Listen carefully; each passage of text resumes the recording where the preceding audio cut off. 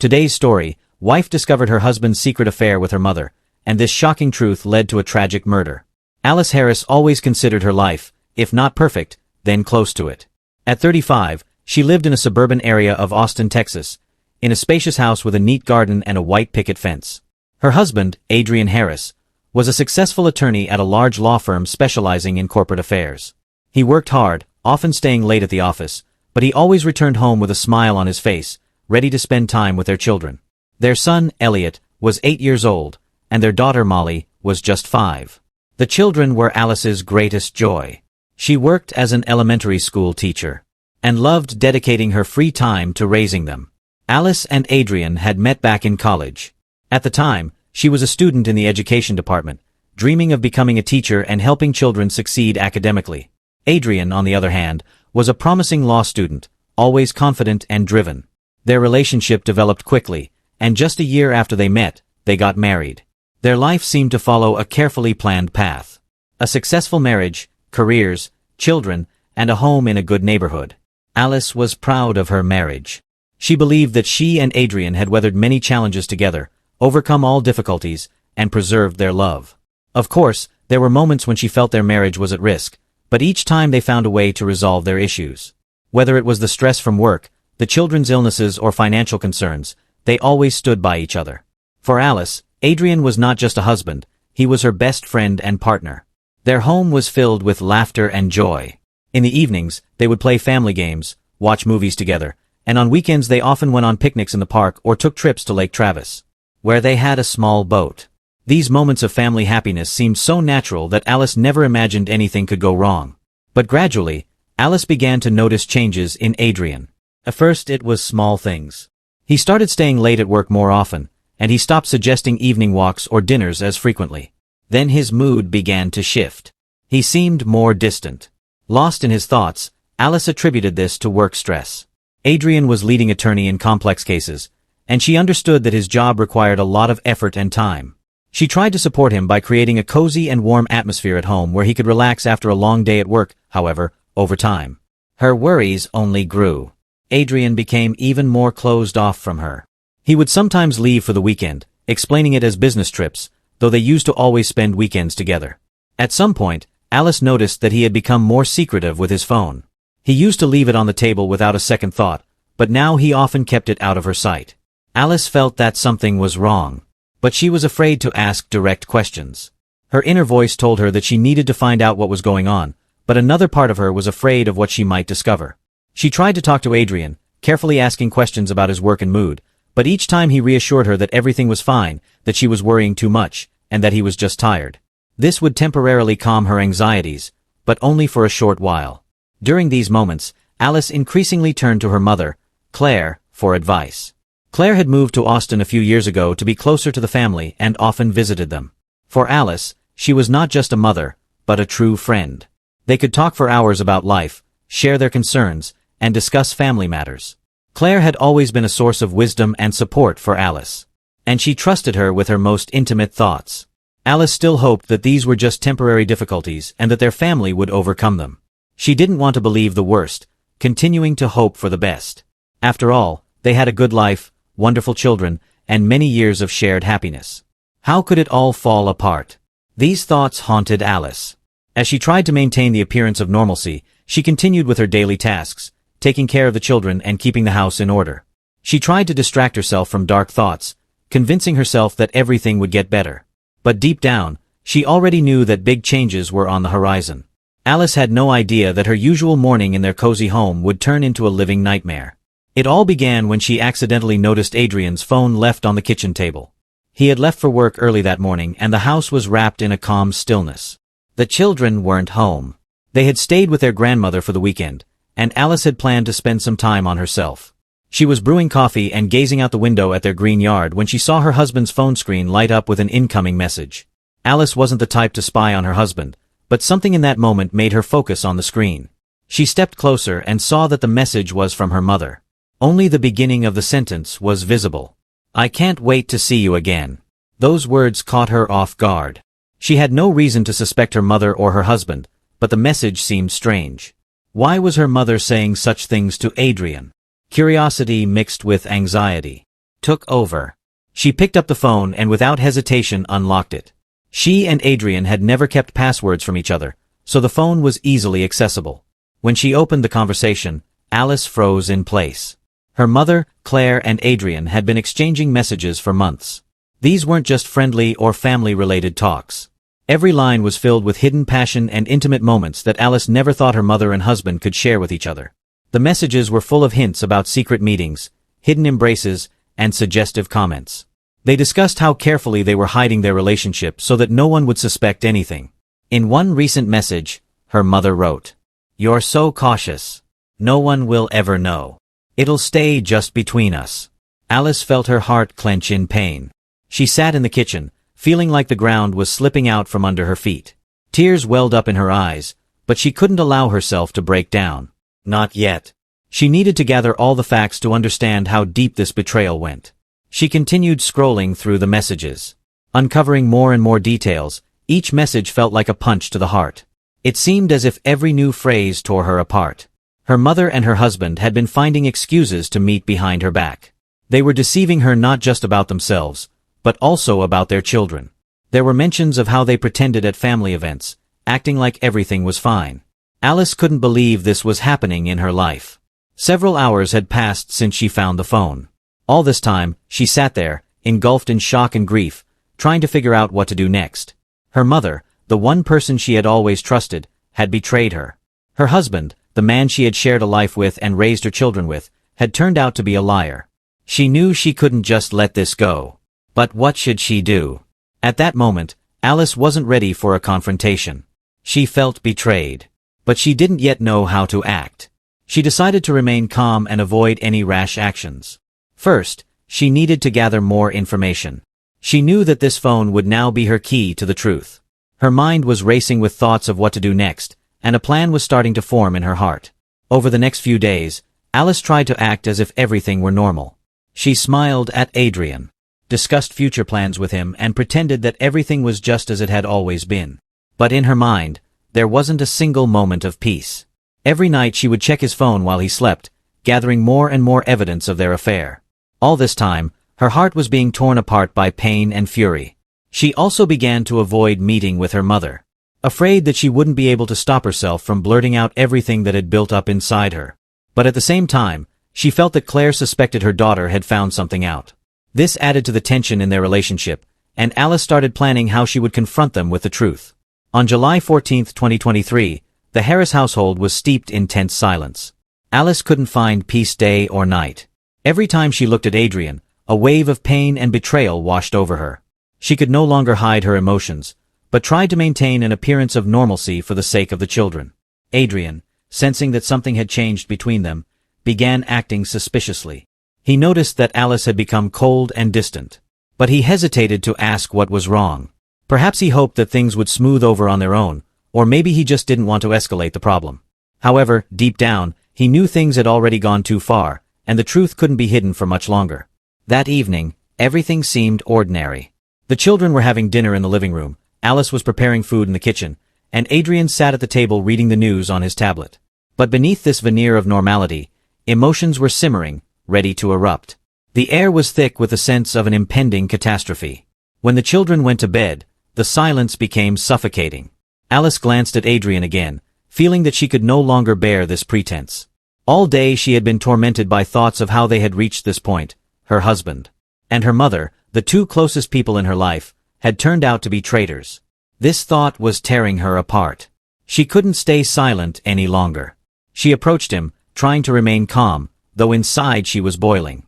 "We need to talk," she said, her voice tense but firm. Adrian looked up from his tablet, a cautious expression on his face. He sensed that something was wrong, but couldn't quite grasp what it was. He pretended not to understand, hoping to avoid the conversation. "What exactly do you want to talk about?" he asked, trying to conceal his anxiety. Alice froze, her eyes full of pain and fury.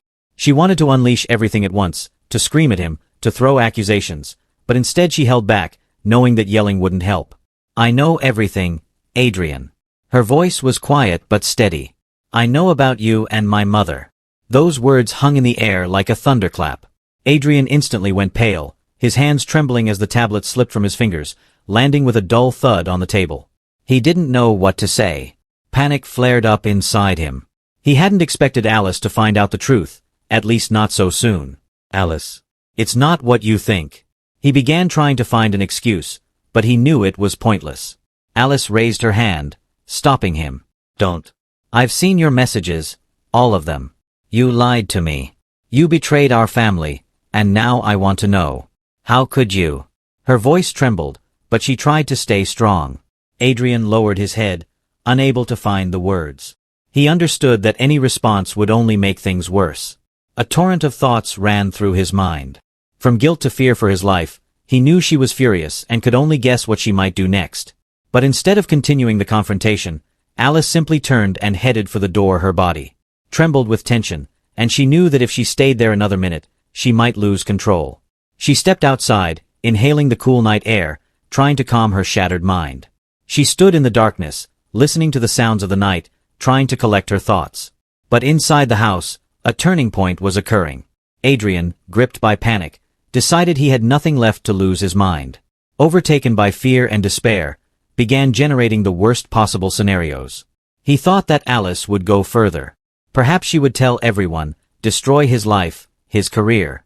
He rose from his chair, his gaze clouded. Suddenly, he felt anger mixed with desperation. Images of a possible future flashed in his mind. Humiliation, the destruction of his reputation, the loss of everything he had ever built. This fear turned into rage. He could no longer afford to lose control of the situation.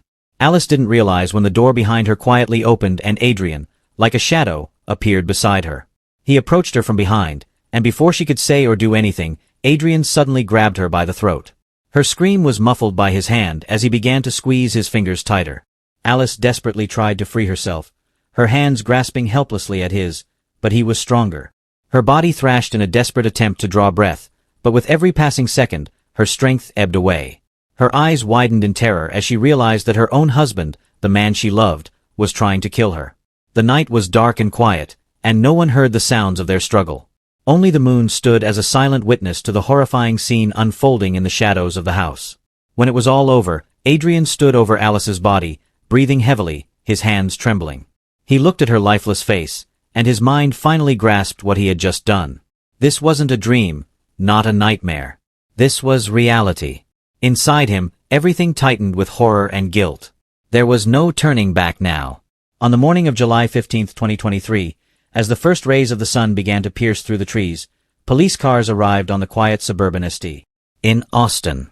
A neighbor had noticed that something was wrong at the Harris residence and called the police.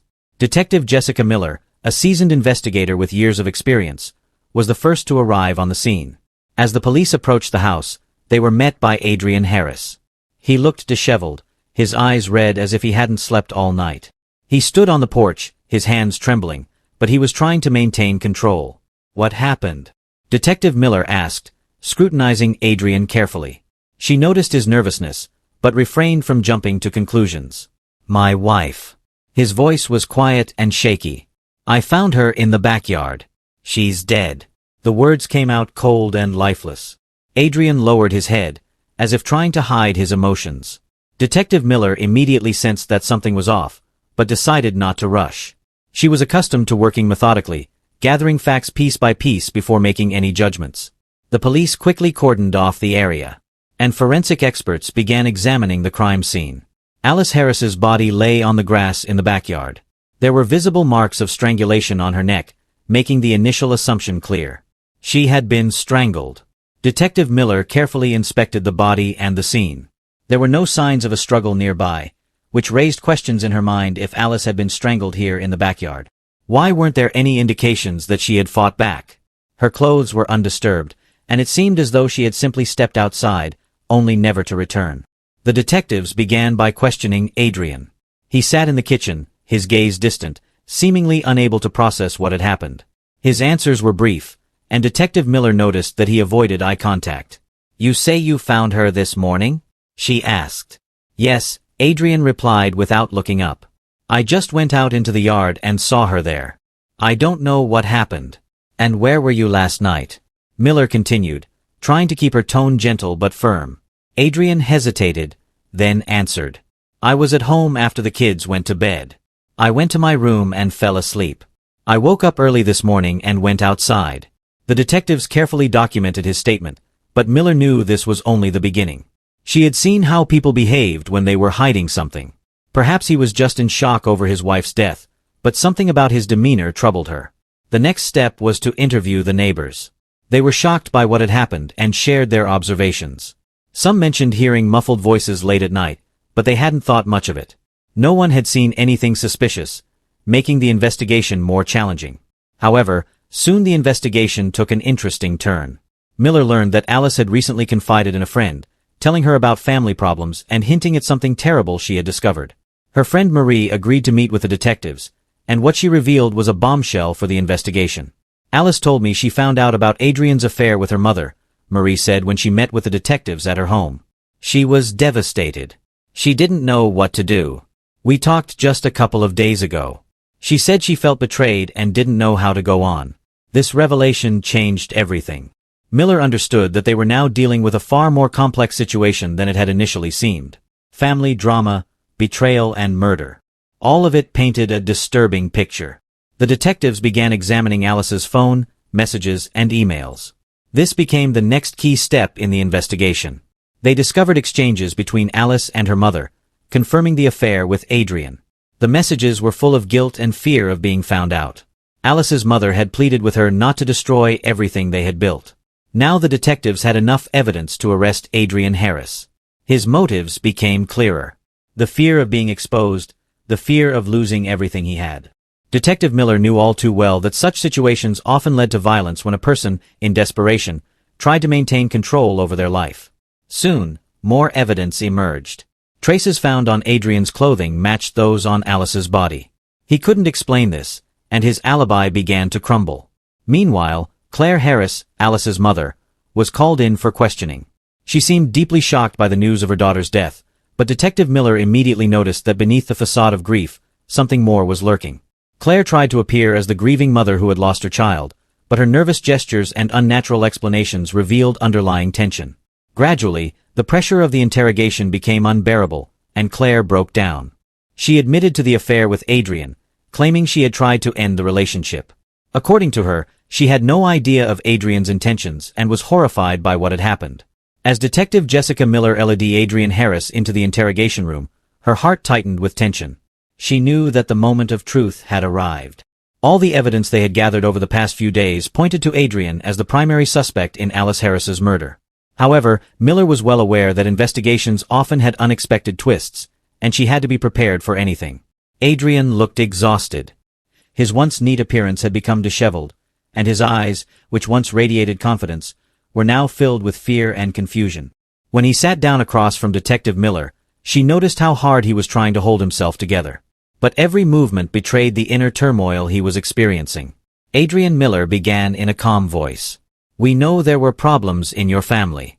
We know about the affair with Alice's mother. And now we have evidence that you were near her the night she died." Adrian clenched his fists, his face contorting with pain and anger. "I didn't want it to end this way," he mumbled, avoiding eye contact with the detective. Miller noticed how his fingers nervously drummed on the table. Her goal was simple, to get him to confess. She understood that psychological pressure could break him, but she didn't want to rush. A slow, methodical investigation was her approach, and she intended to follow it to the end. "Adrian," she continued, leaning in slightly, "we know you felt trapped. Alice found out the truth, and you were scared of what would happen next." Those words seemed to strike a nerve in Adrian. He quickly lifted his head and looked at Miller.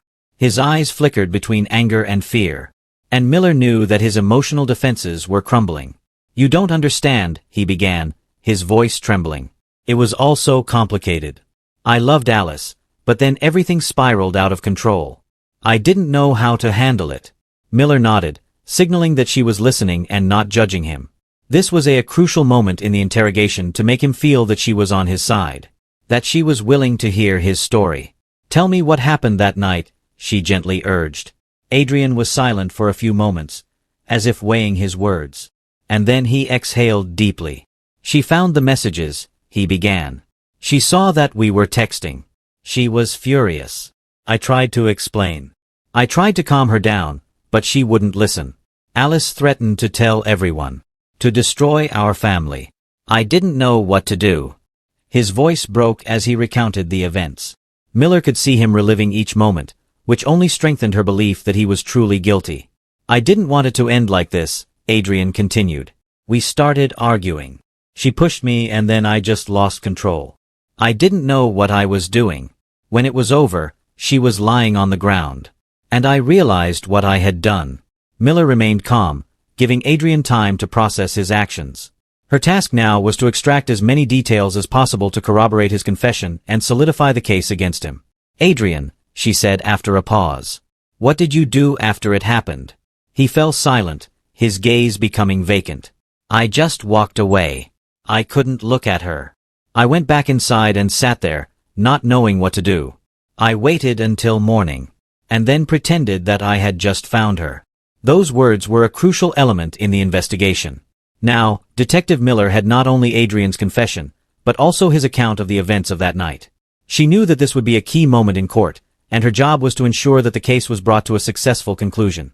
News of Adrian's arrest quickly spread through the local media and within days. Everyone was talking about it. The story of a man who killed his wife after she discovered his affair with her mother became a topic of discussion, not only in their small town, but across the country. Soon the trial began. The prosecution presented all the collected evidence, Adrian's confession, the messages between him and Alice's mother, the proof that he had been at the scene of the crime at the time of the murder. The defense attorneys tried to appeal to Adrian's emotional state, arguing that he had acted in a state of extreme emotional distress and could not fully control his actions. However, the evidence was too strong. The court sentenced Adrian Harris to 55 years in prison without the possibility of parole. When the verdict was announced, the courtroom fell into a heavy silence. Alice Harris received justice. But the price of that justice had been tragically high. Thanks for watching. Subscribe and like this video for more true crime video. Don't forget to leave your thoughts and theories in the comments section below. Take care and see you in the next video.